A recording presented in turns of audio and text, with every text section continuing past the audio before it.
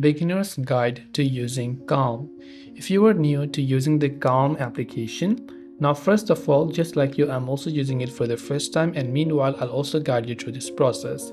After you log in right off the home page, these are some of the options that you will see. By the way, I don't have any type of premium subscriptions or anything, so chances are we're pretty similar on the free version. So on the home page, you'll be able to see multiple sound waves that they might be showing you that what you can use, and these are some of the popular choices. They also some of the daily calm sounds and the hertz sounds that they might be offering to you as well. Now some could be locked, some could be free as well, so those are just the things that you want. If you want to find exclusively the settings for your sleep, you can go to the sleep tab over here and look for all of this sleeping playlist that is available within Calm. You can go to Discover to see some of the new options, and you can see various categories like sleep, meditation, mindful tools, videos, music, reflections, wisdom, and movement, and all these other various options. If you go to profile, these are where you can customize your profile dashboard, library, history, and reflections.